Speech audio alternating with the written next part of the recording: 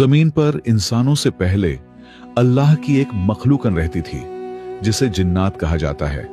जब जिन्नातों ने जमीन पर फसाद, खुराफात और गुनाह के काम बढ़ा दिए तो अल्लाह ताला ने फरिश्तों को हुक्म दिया कि इस फसाद को खत्म कर दिया जाए। अल्लाह के हुक्म से फरिश्तों ने जमीन पर मौजूद तमाम जिन्नातों को खत्म कर दिया, लेकिन उन्हीं में से एक जिन्न का बच्चा जमीन पर बच गया। वह अकेला था, डरा हुआ था और रो रहा था। उस बच्चे का नाम एजाजील था। फरिश्तों ने उसका रोना सुना और अल्लाह की बारगाह में अर्ज किया, मौला, जिन्नात का एक बच्चा जमीन पर रो रहा है, आपका क्या हुक्म है? अल्लाह ताला ने फरिश्तों से फरमाया, इसे उठा लाओ और इसे तुम लोग तालीम दो। फरिश्ते एजाजील को उठाकर अर्श पर ले आए और उसे इल्म व तालीम देना शुरू किया। जल्द ही इल्म के मैदान में एजाजील फरिश्तों से भी आगे निकल गया।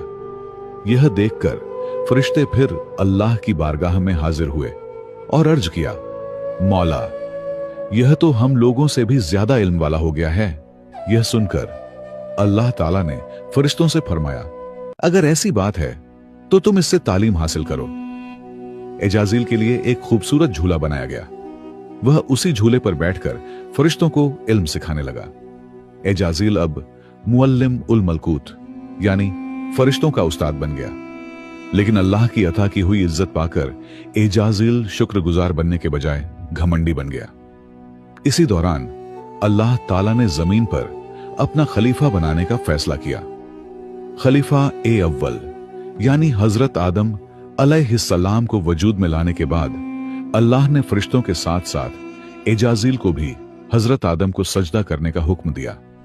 फरिश्तों ने अल्लाह का हुक्म मानते हुए हजरत आदम को सजदा कर लिया, लेकिन एजाजील अपने इल्म और इबादत के घमंड में बोला, मैं आग से बना हूं और आदम मिट्टी से बना है। यह कहकर उसने अल्लाह के हुक्म का इनकार कर दिया।